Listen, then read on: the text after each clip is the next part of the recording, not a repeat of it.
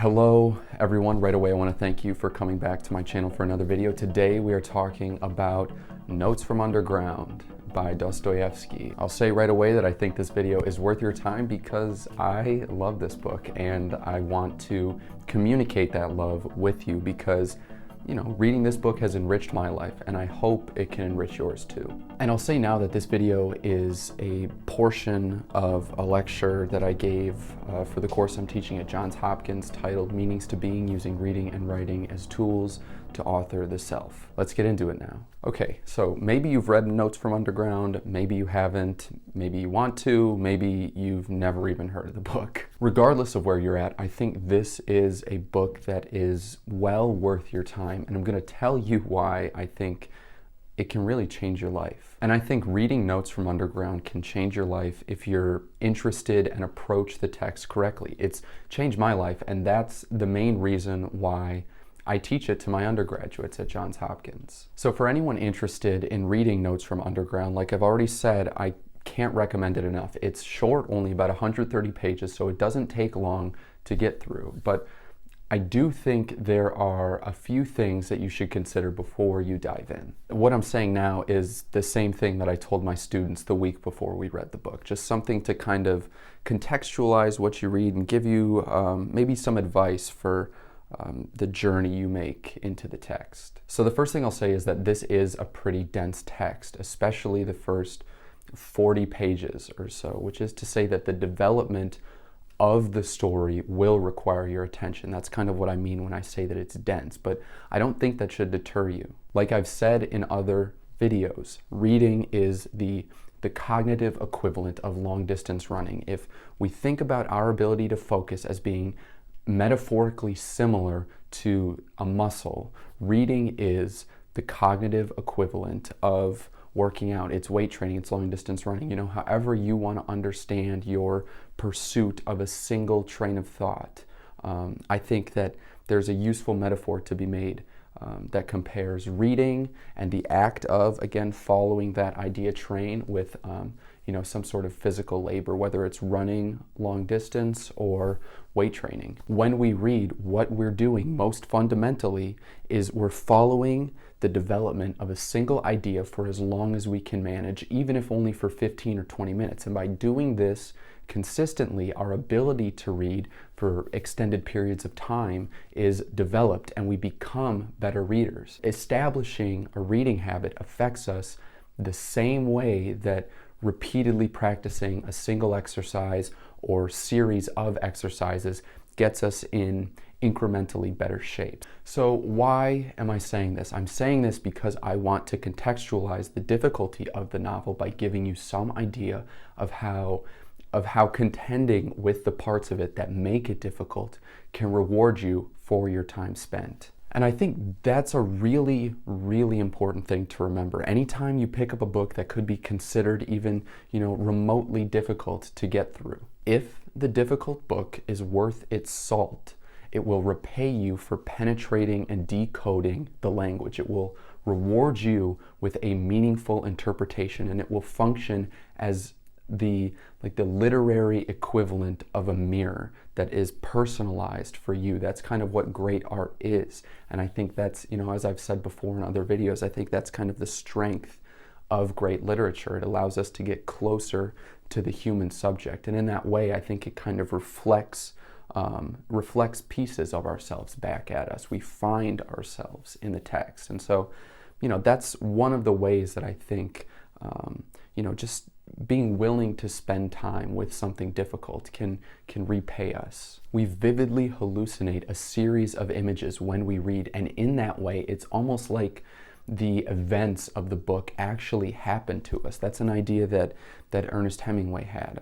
It's something I've also talked a little bit about in another video, but just the idea that, by simply meditating with the words and, just the act of reading, it produces images in our head that are kind of a product of our own unconscious. And I think that's the unique beauty of reading, how the mental projection of images can enrich our lives with the wisdom of the text. All of this is to say that getting out of your comfort zone is, in my opinion, worthwhile, regardless of, if we're talking about physical exercise or, in this case, the act of reading, the act of reading something that challenges you. So that's a big reason why this book can reward you, why I think this book can pay you for your time. And interestingly enough, it's a big reason why many people aren't interested in picking up this novel or books like it. But so far, we haven't even touched on the specifics of the novel. I've only touched on maybe the most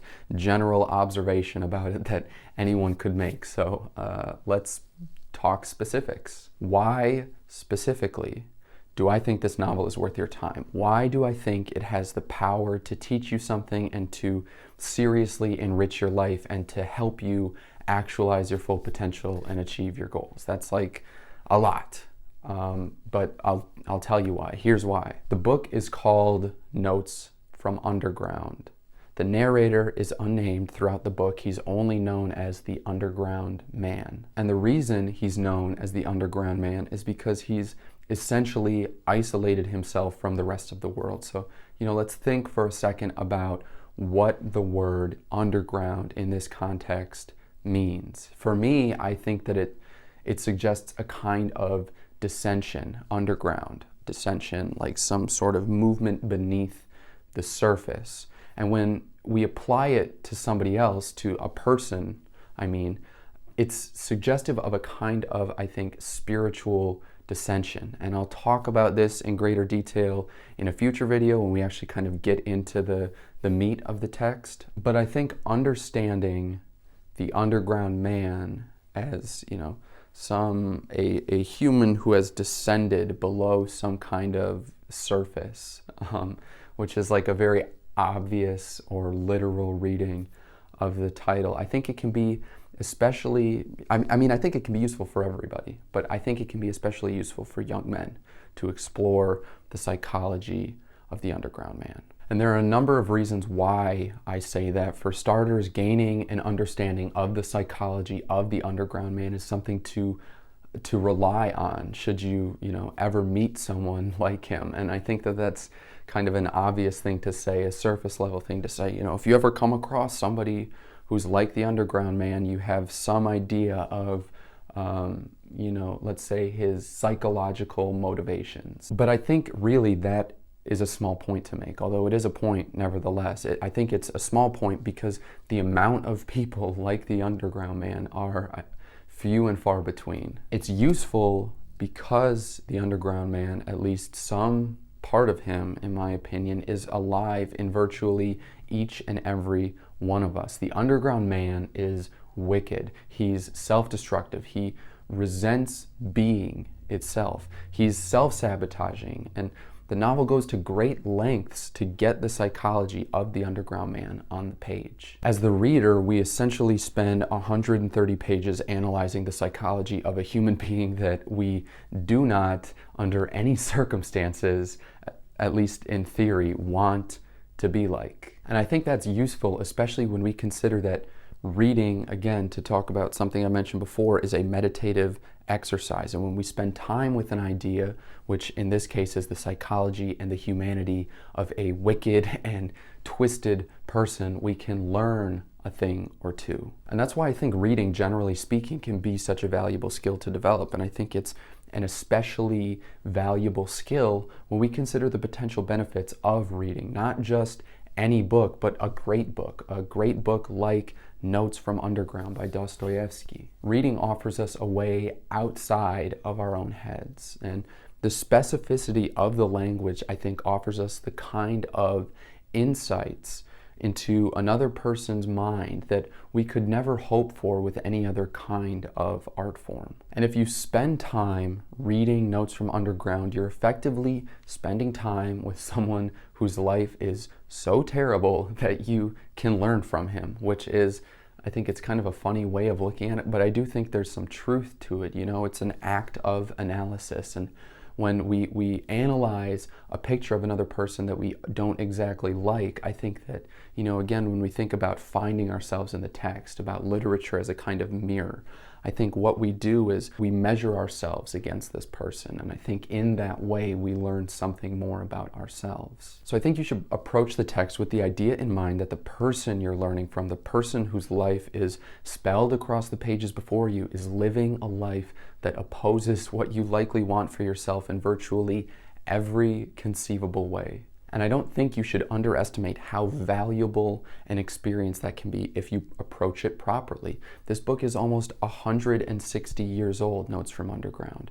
That's insane. It's ridiculous. It's so difficult to produce anything that anyone will read right away, let alone a year or 2 or 5 after publication, let alone 160 years, almost 200. And I say that to contextualize the book, like maybe generally speaking. Millions of human beings over the last 160 years have enjoyed this book, and I believe that that really means something. I think it's easy to be critical of, that kind of general statement saying that because so many people have read this, it must be useful. And I think I understand the criticism, to be made against that point, but this is still a hill that I'm going to die on. I'll still say that I just think that there's power to this text, and there's power to texts like it, and there's a reason why, almost 2 centuries after he completed this work, people are still spending time with it. And I would say that's true for most of Dostoevsky's writing. It's worth our time.